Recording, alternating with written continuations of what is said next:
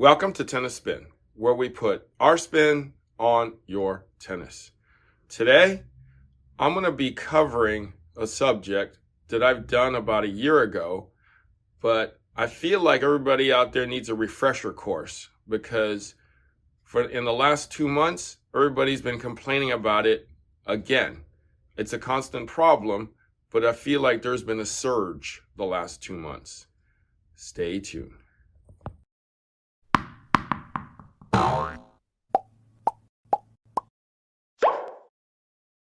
All right, guys, so talk about surges. A lot of you guys have been surging to buy me a coffee, and I appreciate it, okay? So if you don't know, join the network called Buy Me a Coffee. If you want to support the channel, support my coffee habit that I have to have every morning, it's Buy Me a Coffee /Tennis Spin. Thank you in advance. I need the Java to get me going anyway, so appreciate it. All right, so let's get into the subject today. In the past 2 months, as the weather's gotten better, more people have been playing tennis. Everybody's been coming to me and saying, "Oh, my arm hurts. I have tennis elbow. My wrist hurts."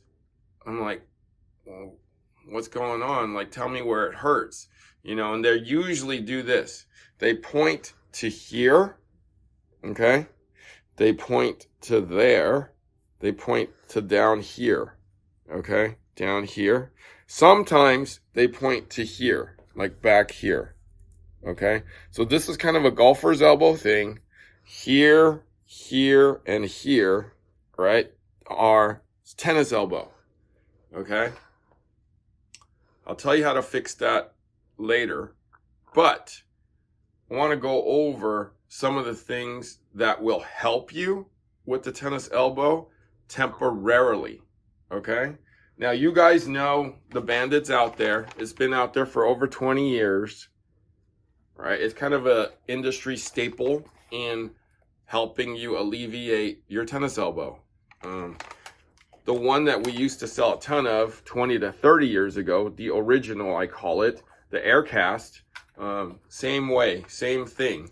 Except it's got that little bubble there, as you can see, right? That helps alleviate, some of the vibration. Then came the Victory Band, which is our #1 seller. This is the only elastic one in the whole line of the 3 here. So it actually helps circulation.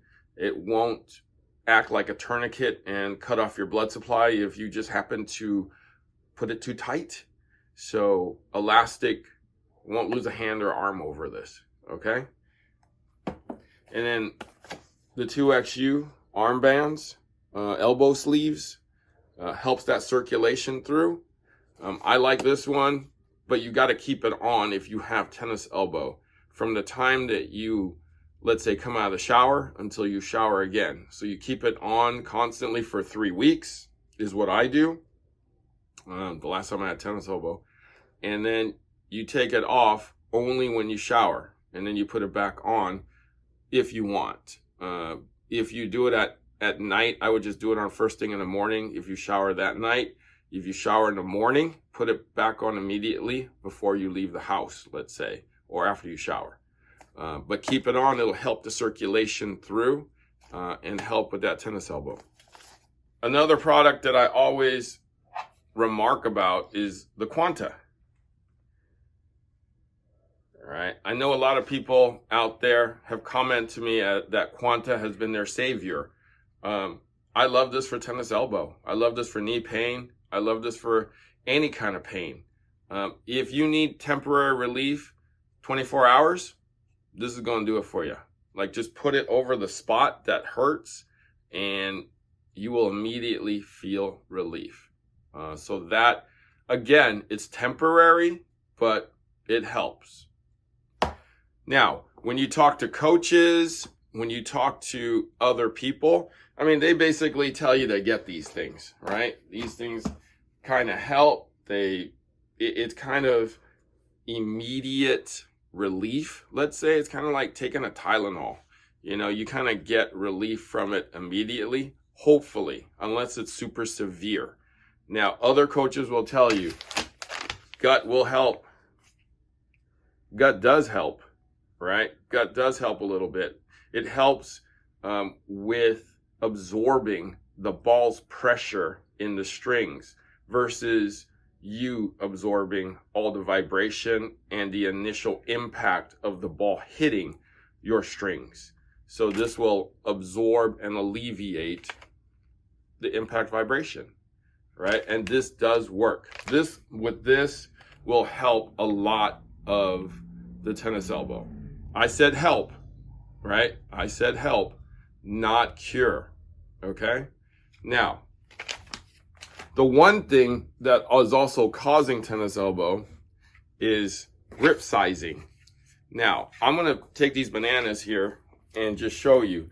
This is a quarter, right? I should definitely not be using a quarter unless I'm Rafa, okay? Because look at how much spacing I have there. Right, should I be using a 3/8? I could probably get away with a 3/8, but I should probably not use a 3/8. I should probably use a half or 5/8. Okay, now why am I talking about grip sizing when we're talking about tennis elbow? Well, the smaller this grip is, this is a quarter, okay? The more I'm apt to release this, right, causing the elbow back here or up here to get strained more, right? Did you hear that? Like when it's smaller, I'm going to let that wrist go, right? It's going to be easier to let that wrist go. If I don't know what I'm doing and I'm not timing the ball right, letting that wrist go is probably not a good thing.